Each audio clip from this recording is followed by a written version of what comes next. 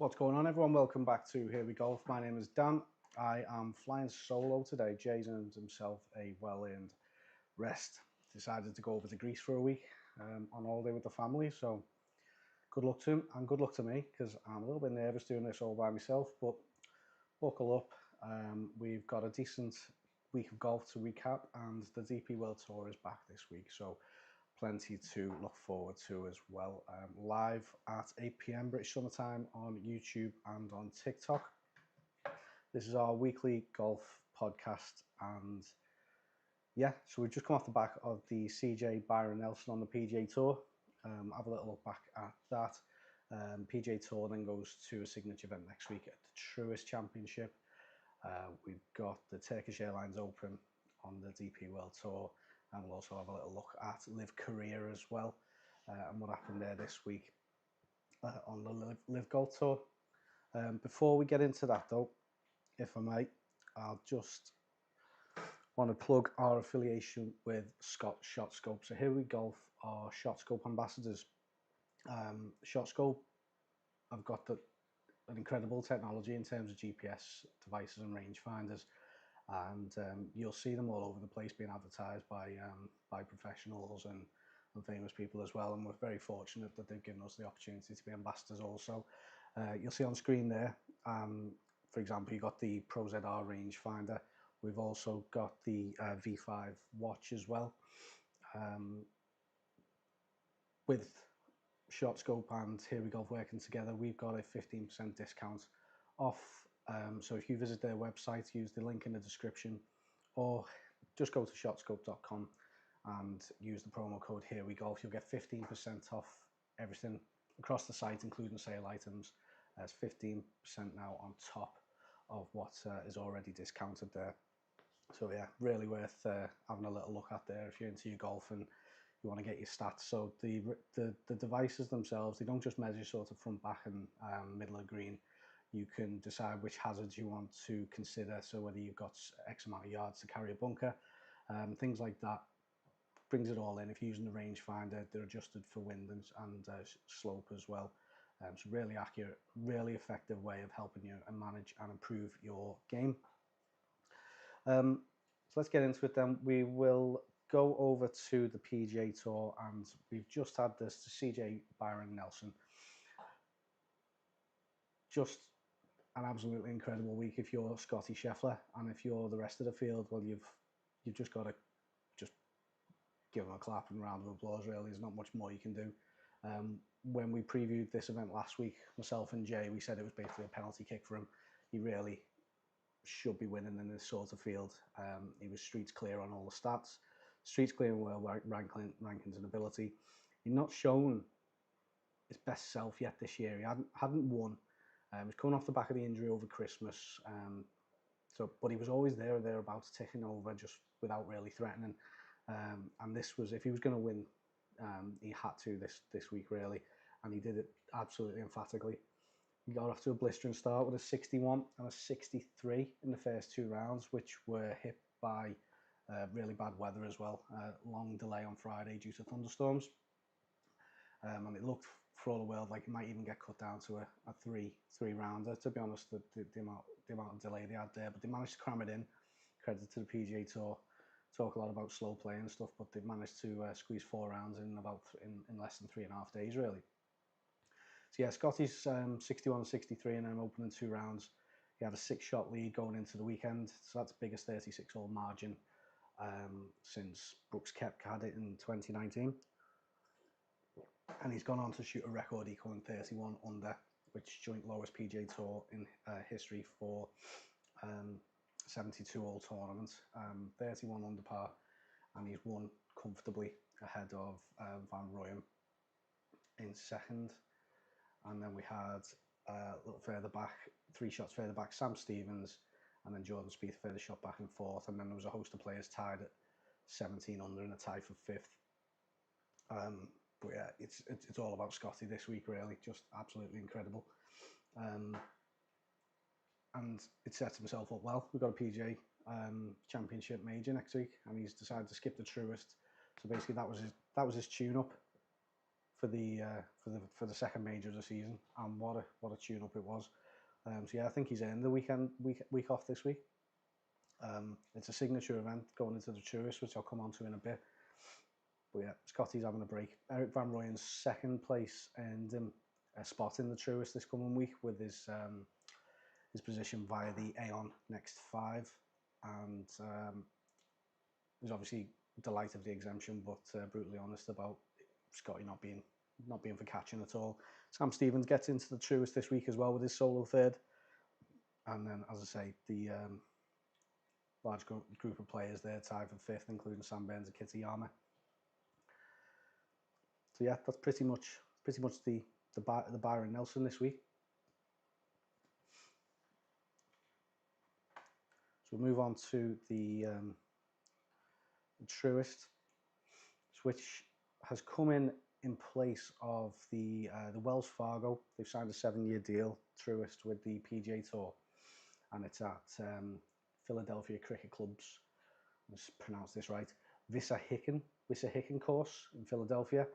Signature event, as I say, replacing the Quail Hollow one, which is ironic because Quail Hollow's on the schedule next week. So it's par 71, 7,200, 7,400 yards long, so it depended on where you're measuring it from. So it's not the longest on tour, but it's long enough. It's classic tree-lined parkland course designed by A.W. Thillingast, restored by Keith Foster.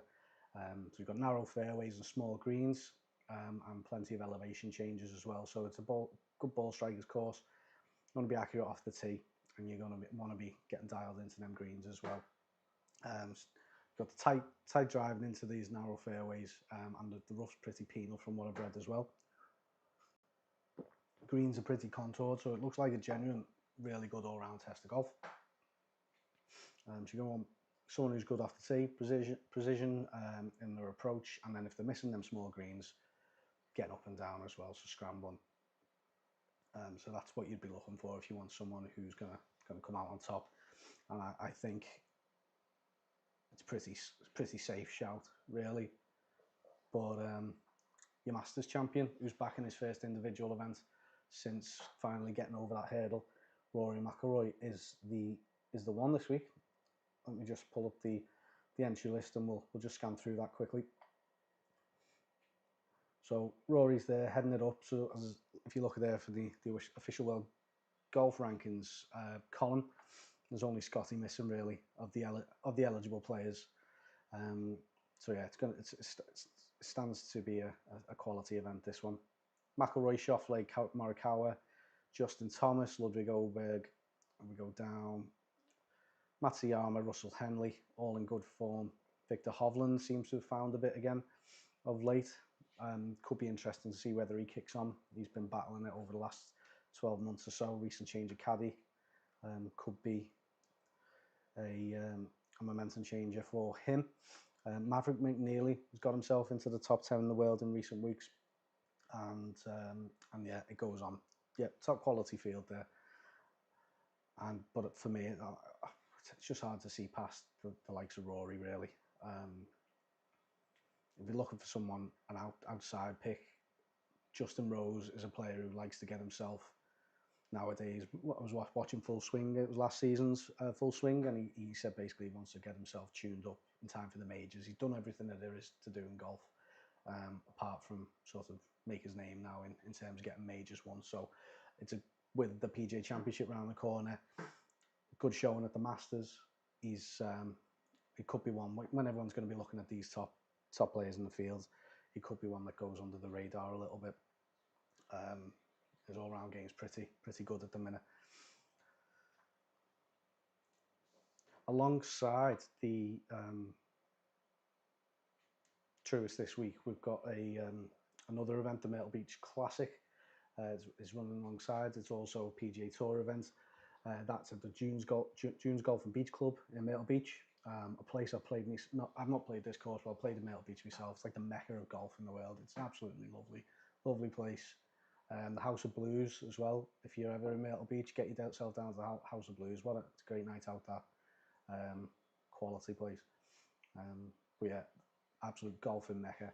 So the Myrtle Beach Classic, secondary PGA Tour event opposite the Truist this week. So it's obviously got a weaker field. and it's had a host of withdrawals today as well. There's about 10 pulled out. 7,300 yard, par 71. Robert Trent Jones senior design coastal course, exposed to the coastal winds and plenty of water and bunkers. It's got wide fairways, so you can be aggressive off the tee. So you want to focus on long hitters and strokes gained off the tee, really. And Chris Gotherup, last year's winner. Average length and birdie making ability. Large greens, pin placements can be tricky, so you want to prioritise strokes gained approach. And there's 4 par 5s as well, so looking at strong contenders who score well on par 5s as well. Bermuda greens, so you want to be looking at someone who can put well on Bermuda greens.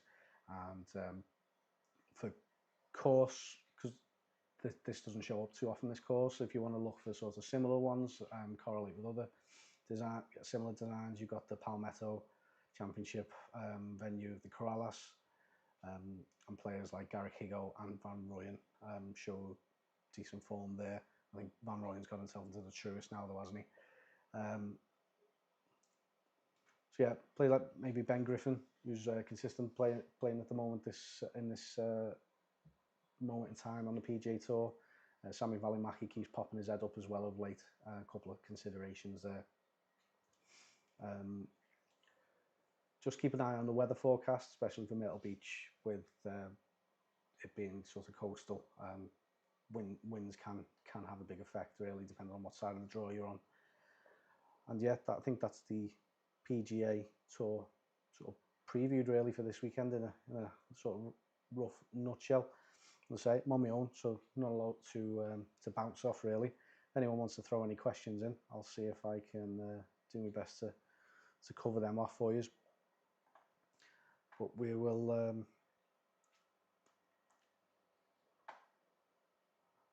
we'll move on then to cover off LIV Golf Korea. We'll recap that. So South Korea, first Korean event. Jack Nicklaus Golf Club and Bryson DeChambeau. I wouldn't say stole the show, but it was quite. It was, if you watched it, you'd have been glued to the telly. Like, it was good final round. Him and his teammate Charles Howell III having a bit of a ding dong battle in last sort of back nine on Sunday. Really good event. So for people who like are loyal to the PGA Tour and bash LIV, honestly, that it puts up some good drama and great showing. But DeChambeau shooting a 30 on the back nine was clutch, really, and there's a big putt. I forget, because the shotgun start, I forget which hole he was on. He only had 3 or 4 holes to go, and he sunk a long birdie putt, which kind of swung the momentum back in his favour from Howell. And this win had been coming as well. He blew up last week, and when he probably should have won, handed the tournament. So forgive me, I can't remember who won that last week at LIV. And yet he got the individual event, and with it, let's say Charles Howell III coming in second, and then backed up by Casey and Lahiri, who didn't have great weeks, but they did enough on Sunday to help the team. It was a comfortable win for the Crushers as well, winning the team event. Huge crowds there as well, big following there in Korea. And there was a number of players in the field who'd won in Korea in the past as well. But they've got a month off now in LIV. 11 of the LIV contingent will be going over to Kuala next week for the PGA Championship, including Bryson, who is showing that despite whatever your preconceived ideas are of LIV, that he can still do it. He's shown in the majors, showed up at the Masters. He won the US Open last year, and his game's right on point, with a couple of really close run efforts, and then getting a win this week. So he'll have a week off this week to get himself ready for the PGA next week. So we'll see him again, and I don't doubt that he'll put a good showing up for the PGA Championship. But we'll go into that in detail when Jay's back next week.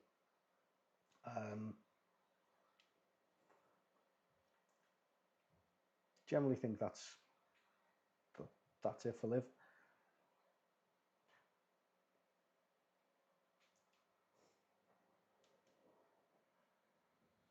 DP World Tour. So we'll move on to the DP then. Let's have a little look. DP World Tour. The European swings. We've had a week off this week, and the first event of the European swing is coming up this week with the Turkish Airlines Open. It's a lengthy one this week, so we had a really short Asian swing across April with only 4 events sandwiching the Masters, 2 either side of the Masters, whereas this one goes on for a couple of months. And you've got the Turkish Airlines Open this coming weekend, which I'll talk about in a bit more depth in a minute. The Regnum Carya in Antalya. As I say, next week we've got the PGA Championship, so no DP World Tour event as such. We've got the major there, which will have some of our DP World Tour players involved. Then back over this side of the pond, so we've got the Soudal Open from Belgium in Antwerp. End of May, we've got the Austrian Alpine Open in Salzburg. KLM Open in the Netherlands at the International. Always a decent little event that. I do like the KLM Open. Third major of the year, US Open in June at Oakmont. Can Bryson defend? And then 2 more. The Italian Open at Argentario Golf Club in Monte Argentario. I'm going to stop saying Argentario because I have no idea how to pronounce it. Might be making a bit of a fool of myself. And then the final event of the European swing is the BMW International Open in Munich in July, in 2 months' time. So yeah, decent bit of golf to get into our teeth into over the next couple of months, both on this side of the pond and there in the majors. So I'm just going to pull up the field and we'll have a little preview. So European swing, we've got, as I say, we've got the events there we've just covered, and we've just had the Asian Open, which was won by Nakajima. No, Nakajima came second. Chikara, my mind's gone blank. We're going to skip that.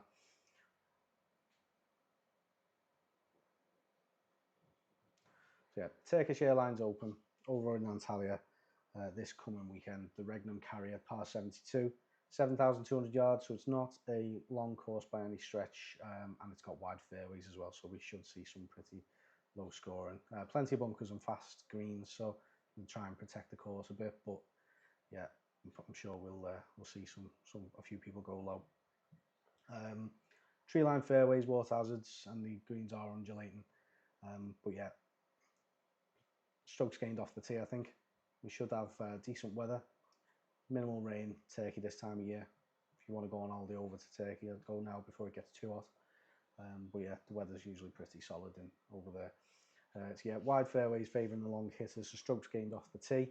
If you're looking at picking your winners, strokes gained and approaching, and greens in reg really.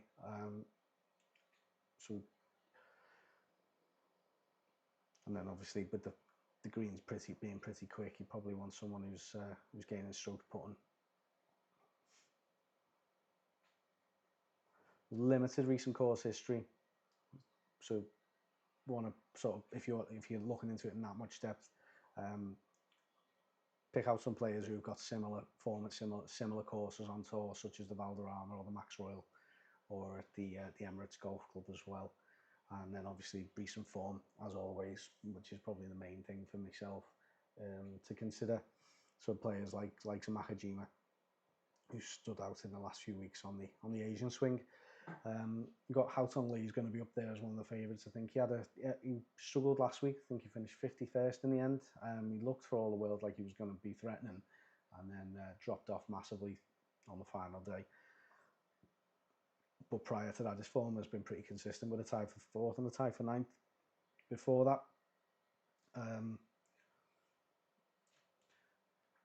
So have a look. Other sort of strong considerations are going to be the likes of Jordan Smith, who's had an indifferent season really, not really threatened or done too much, but I did bounce back with a second last time out. We've not seen Jack Kruiswijk for a while, but he has had a decent season when he has been seen with a win, followed by a 37th. Let me just pull them up. So he won in Kenya 37th in South Africa, and then last time out we've seen him, so he's had a good few weeks off here. Joburg Open, he finished second as well. So a win in the second in his last 3 starts, worth considering. Adrian Saddier, 188th in the world, but again, solid form. Apart from a missed cut 4 starts ago, he's got a tie for 7th, tie for 19th, tie for 3rd, and 5th last time out. And then Sam Bairstow, he started the season pretty consistently, dropped off a little bit a couple of weeks ago, but then he's bounced back again with a tie for 22nd and a tie for 6th in his last couple of outings as well. Yannick Paul, a German guy, finished 3rd last week. Someone who has been quite consistent, but we got another consistent start, but seems to have petered off a bit, and I don't know if it's just getting a bit much for him. John Parry, tied for 25th, missed cut 36th, 29th last few starts. So yeah, based on this, let's pull up our DP team. So here's me. So I've gone with Adrian Saddier, and at the minute he's my captain. So just that recent forms, just it's strong. 5th last time out at the Hero on a really low scoring week. It was a grind that week, so fair play to him. Porsche Singapore Classic, he's finished 3rd. Joburg Open, he's finished 19th. Miscut in South Africa, you can forgive him a bad week, and then the 7th in the Kenya Open. So yeah, Saddier, strong consideration for me this week. I don't know if it's locked, but it's not going to veer too much from this really. So we've got him, Hugo Cusso. Cusso is just consistent as he's not really threatened a win, but it wouldn't surprise me if it wasn't around the corner, because he's just been consistent as all season. We go back to a few starts ago at the Qatar Masters, he's finished 35th, 11th in South Africa, 25th at Joburg, 20th at Porsche Singapore Classic, 17th at the Hero. So a couple of weeks off since then. So yeah, another Frenchman there, 2 Frenchmen to start off. Also conscious at this stage of the season, as I've just alluded to with the schedule, there's a lot of events coming up where these guys are going to be your bread and butter. So I'm conscious that I've already used the likes of Sam Bairstow 3 times in my fantasy DP team. I've already used Houghton Lee 3 times. John Parry and Dan Brown I've used twice. Matthew Jordan I've used twice. Start blitzing through them now with all these events coming up where these guys are going to be showing up well. I want to hold some of them back. I did pick Marco Penge last week as well, last time out, and he's there this week. But me and Jay always say I don't really like picking someone who has gone off the back of a win, because of the pressures and the media that come with it. They generally seem to peak and then dip, and then before it sort of plateaus out again.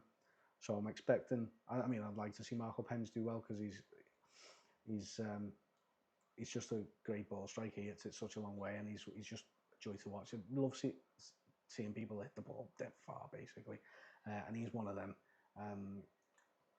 After his tribulations and only just making the DP World Tour, getting his DP World Tour card this year, to then having his betting ban, to then come back and bounce back and have some good solid form at the start of the season and get a win.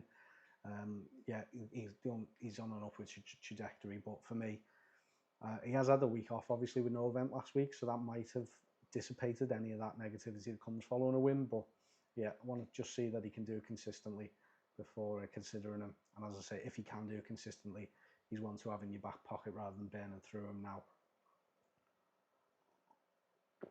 So not going with Penge this week. My next pick is Lucas Nemec of Austria. I've only seen him 3 times thus far this season. Let me just pull him up. So started the season off at the Australian PGA, finished 8th. And then at the Handa, Australia, finished 15th. Not seen him then until Kenya, where he's finished 20th. And then we've not seen him again since. But it's generally gained strokes. He's a good, solid player. It's not the strongest field, so there's no reason why he can't step up now. He's back on the DP World Tour. Not used him yet this season. First time picking him, so it's a good one to throw in. And another one here, Jay's mate, of a similar vein, really. So he just, God knows where he picked up today as Tetak last time. Just to clarify, last time Jay said Tetak has got a career earnings of about 50 million. I think he added about 3 noughts onto that when he was reading it. He hasn't won that amount of money, but he did show up with a 16th last time out. So we've seen him 3 times on the DP World Tour this season as well. 42nd first time out at the Hainen Classic. He finished 16th. No, sorry, 16th last time out at the Hainen. Before that, he finished 13th in Kenya, and then 42nd in Mauritius was his first showing. But yeah, I can't see me picking him too much this season. So whilst he's playing relatively well, obviously had a good showing last time, I'm happy to throw him in and use him in this relatively sort of weak field. As I mentioned before, Jack Kruijswijk, not picked him yet this season, which will have hurt because he's playing really well. And as I say, so he started off relatively slow. He had a miscut at Mauritius, 21st at the Dubai Desert Classic, which is no mean feat. It's a good solid field, that one. Bahrain 38th and then miscut in Qatar. So he's had a couple of weeks of a blip there. And then, as I say, last 3 starts, he's won in Kenya, South African Open 37th, and then 2nd in the Joburg. So he goes in. He is probably a vice captain. He's close to becoming a captain, and that's something I've got to weigh up over the next couple of days between him and Sadie. But if you've watched our podcasts over the recent months since we've started, in that swing where there's a chunk of South African events, I did say these South African players just seem to show up at the start of the calendar year when these South African events are on, and then they just vanish off the face of the earth. You don't see them for the rest of the season, like in terms of form. So I'm conscious that whilst his good form is in Joburg, South Africa, it's in Kenya, it's African based. So to be honest, if I'm going against my theory here, I'm going to take a bit of a chance on throwing him in there. And then Adrian Ategi is my final pick. Now, I'm not a fan of Ategi because he is slow. We when we've been to the BMW at Wentworth and seen him at the Alfred Dunner last year as well, it wasn't just a one-off at Wentworth. A couple of times we've seen him. He's just slow. He just takes his time. Yeah, he's consistent without threatening this season, but he's certainly got the ability, and in this field, he's probably up there in terms of one of the better players. Just a question of whether he can put it all together. I know he can show it. 24th in the bank, 28th at the Alfred Dunhill. Dropped off a little bit with a 58th at Dubai and a 67th, a 49th, and a miscut. But then in Joburg, 25th, Volta China, 26th, Hainen Classic, 11th. So really stuttering start to the season, but looks like he might be on an upward trend, and I wonder if we can just catch him while he's on the way up there. So that makes up my 6. Jay, whilst he's in Greece sunning it, he has kindly put a team together and sent that over. So let me just see if I can make that bigger so I can actually see it. But he's got Haotong Lee in there. It's his 3rd pick thus far. As I say, Haotong Lee's form up until his basically one bad round in the last event is playing really well. And then Jordan Smith, he's picked again. Jordan is the most owned on Fantasy DP this week as it stands. He's the highest owned, but only with 52% ownership, whereas some weeks there is quite a number of standout players, and we've seen ownership in the 80s, especially at the Masters a few weeks ago with Rory and Scottie. But yeah, 52% owned, highest owned, and then Kruijswijk is next at 35% owned, and that looks like who Jay has gone with his captain. I guess he's looking at similar stats and similar form to myself.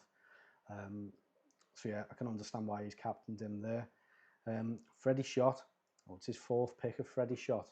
To be honest, I bet he's probably glad to be shot of Freddie when he's finished picking him and can't pick him again, because he's not done anything for me when he's played this season. He's certainly got ability, but he's just dead inconsistent for me. Not a consideration.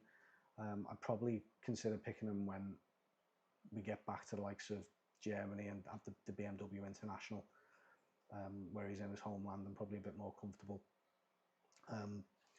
Who's he got next there? Matthew Southgate, second pick. Southgate's burned me again this season as well. Let me just see if I can find him on the list here. Because Southgate's form was super consistent. Let me just go back. So we go back to the start of the season in Australia. The Australian PGA, he's finished 15th, finished 20th at the Hander. He's finished 11th at the Alfred Dunhill, 22nd in Mauritius. So without threatening, he's done well. He comes up to Bahrain, a weaker field, probably one of the weakest we've had so far this season. I pick him, captain him, miscut. And then he had a week off, comes back to magical Kenya. Again, weak field. I thought I'll put that to one side, pick him again, miscut.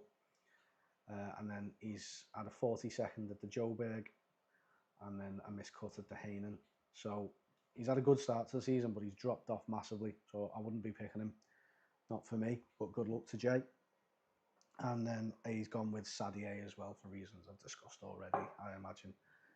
Pretty safe, solid pick. Let me just see. I'm going to see if I can pull up the leaderboard.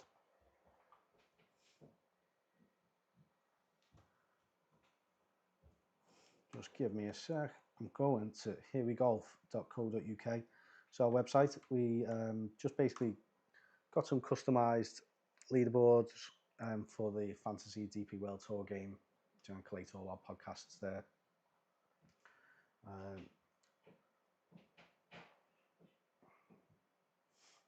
There we go. Right, so let's pull that up then.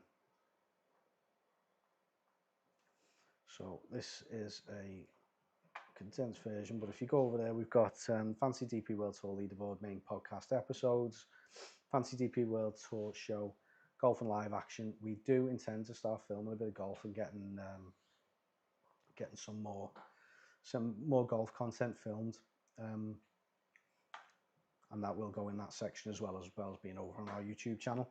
If we go into Fantasy DP World Tour leaderboard, hopefully you can see this if it isn't too slow. Hello. Oh, it's not having it. Come on.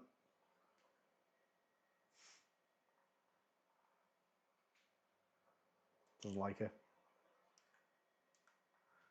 Does not like it. Right.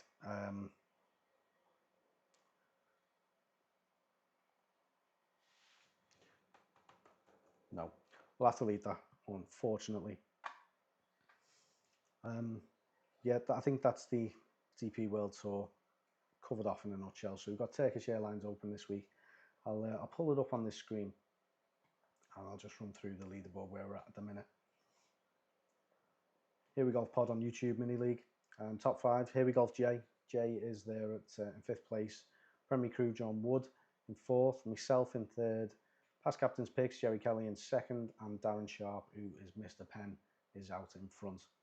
And we'll be breaking that down into the European swing leaderboard as we've done all season thus far. So if you haven't played along up to now, you can still join in, and we will be giving you anyone who's doing well in the international swing shout out over the coming weeks and months, given it is a 2-month long swing.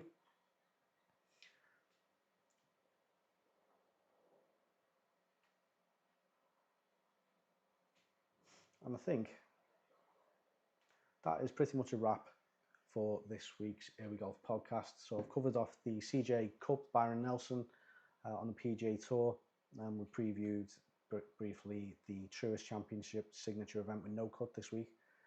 Limited fields. Hopefully we should have no slow play complaints. We've had LIV Golf Korea with Bryson DeChambeau putting his credentials to the fore ahead of next week's PGA Championship. Touched on those benefiting from the Aon Next 5 swing with the likes of Van Rooyen and Stevens getting their Truist place off the back of that scheme. DP World Tour is back. We're off to Turkey for the Turkish Airlines Open this week, which is excellent for us because it's back in our time zone. We can actually start watching some live golf instead of just reading stats and watching brief highlights. So yeah, we're going to give that all a watch this weekend, and then we'll be bringing you the podcast again same time next week. And hopefully Jay is back with me then. I'm not sure when he's back from Greece, but I'd soon be back, so I've got someone to talk to instead of just looking at a camera. And that'll be nice, and we'll cover off how we got on the Fantasy DP World Tour in Turkey, and we'll also preview the second major of the year, the PGA Championship. Yeah, if you've enjoyed the video, really appreciate it. Like and subscribe on YouTube, really helps us keep bringing the content to you. And say we're hoping to try and get more golf videos now the weather's better. Schedule looks a bit easier in terms of our own lives as well, so we're hoping to get back on the golf course.